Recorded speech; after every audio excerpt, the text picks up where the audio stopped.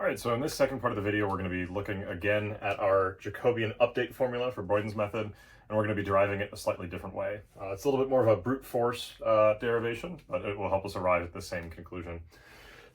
So I've erased what we did before in the previous video, but I've left this formula up here, which is our Jacobian update formula here, and this is what we are targeting. This is what we're going to get to.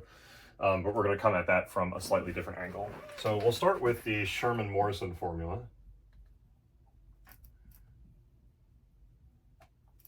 Now, not the formula itself, but rather a form that we would like this Jacobian update to take so that the Sherman-Morrison formula applies. And that is that our update to the Jacobian, from going to the previous Jacobian to the current, or the current to the next, we have to allow it to take a rank 2 update, which looks like this. Jn plus 1 equals Jn plus UV transpose. So again, keeping our Jacobian update in formula in this form here will allow us to use the Sherman-Morrison formula at a different point in time, and that is what Broyden pictured or wanted to do with this Jacobian update formula here. The next thing that we're going to look at is something called the secant condition. And this is something that we've already looked at before. This isn't anything new, we're just calling it by a new name, and it comes from this over here. Our multi-dimensional quasi-Newton method formula here. And we can define our next function value, fn plus 1, is equal to fn plus jn plus 1 times the change in our independent variables, xn plus 1 minus xn. Make sure that's recording. Yep, that's recording. Okay. Now, again, not anything new, just calling things by a different name. We're just defining this as the secant condition. Now, because the algebra that we're going to do, the manipulations for this derivation, get a little bit complex, we're going to redefine these in more simple terms. So we will call our change in our function values g, and the change in our x values d. Now, from here, we can say that jn plus 1, move that up a little bit just to make sure we've got enough space. Jn plus 1 times d is equal to g. Now from here, I'll plug this up into, or actually I'll plug this form here down into our equation here.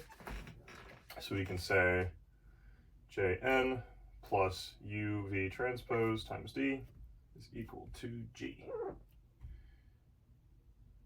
Now, if we rearrange for u, because that's one of the vectors that we would like to define up here for this form, we can solve for u, have u be equal to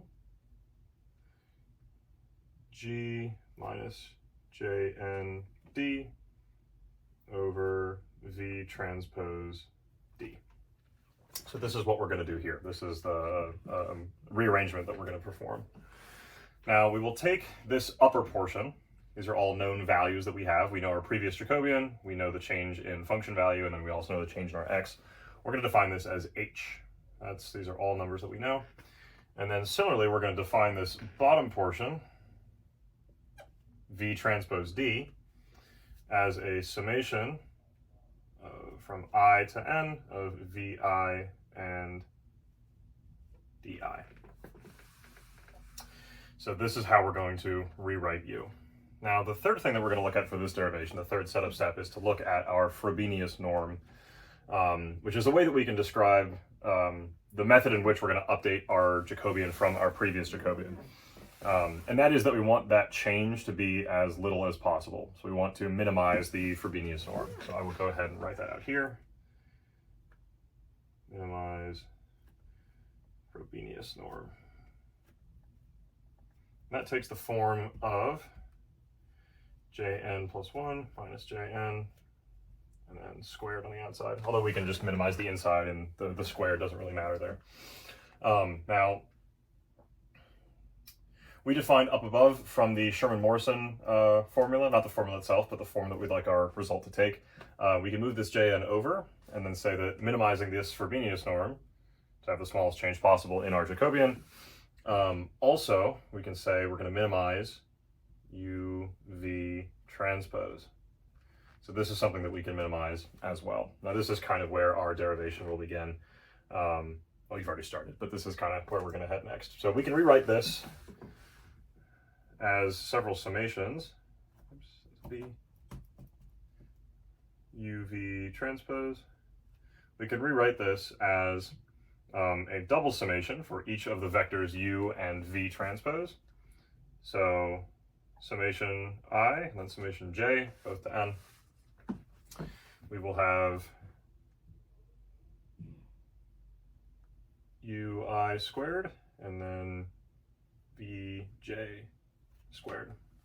Now we defined u above as h over this summation of vi and di for v transpose d. So we can rewrite this again as a quotient of two sets of summations. So on top we will have summation I, summation j, hi squared, vj squared. We'll take this h, plug it in here, so hi squared, vj squared, over top of this summation here, and this will also be squared for the denominator of that u term. So we'll have summation from I, vi, di, and then that whole quantity is squared. So this is what we're trying to minimize. This is our minimization target. Now, what we can do with that minimization target, we will take the partial derivative of it and then find where that partial derivative is 0. Now, we could take the partial derivative of everything in here, but that wouldn't help us in terms of meeting our secant condition. And what we're going to do instead is take a partial derivative with respect to v, so that we eliminate that unknown. We can get everything in terms of u, and then plug it back in to solve for our Jacobian update in this form that agrees with the Sherman-Morrison formula. So we'll take a partial derivative with respect to v, vm that is, just so we have a different index that we don't get confused with respect to vm. And we're going to set that equal to 0. So I'll write that out here. So we'll do the product rule. So on top, we'll have 2, and then the summation of hi will remain. So summation j, actually no, not summation j, summation I of hi squared, and then vm, because the only term that will survive is when j is equal to m. And then over just this as it sits, so summation I, vi, di, closed quantity squared, minus this on top, so I'll have our summations same as before, hi squared, vj squared, and then on the bottom, since we're to the -2 power, we'll go to the -3rd power, and then that 2 will have to come out and go on top as well. Summation I, vi, I'm blocking this, not really, okay. vi, di to the 3rd power, and then chain rule, we have to take the derivative, so dm will come out as well. Awesome, so this is what we're going to set to 0. Now this looks pretty complicated, but we will factor out some of the terms that we already recognize, and these 2's will actually come out as well, since those can move over to the other side and be equal to 0. So what we have in common on the numerator of both of these terms is a summation with hi squared, so that we can take out. Factor summation hi squared. Let's see what else we can take out. On the bottom, we can take out, we've got this summation to the 2nd power, and then this summation to the 3rd power, so we can take out the square term. So summation I, vi, di squared. All right, so that's on the outside of our parentheses, and then we can see what's left over. We've got vm here, minus summation j, vj squared, over a single one of these summations. So summation I, vi, di. And then we've got dm on the outside. Again, this is equal to 0. Now, because we have 2 factors here that are equal to 0, either of these could be equal to 0. We're going to choose this one on the right, set this equal to 0, because this one here is guaranteed to be positive in this case, because again, these are all values that we know in our quasi-Newton method. So what we can do again is set this factor here equal to 0, move this over to the right, and then we can rewrite this and say that Vm is a multiple, which we'll call alpha, of dm. And we'll see why in a moment, but these are pointed in the same, these vectors are pointed in the same direction. And this value of alpha actually doesn't matter, and we'll demonstrate that in a moment. But if you plug this back in, this term becomes alpha dm minus summation alpha squared dm squared over summation alpha dm squared. Let's see. Yeah.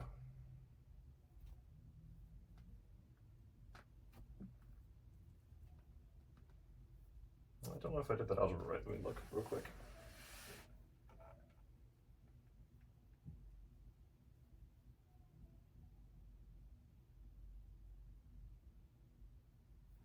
Oh, missing that alpha. Okay, or missing, I had that squared in there, so that should be alpha dm squared.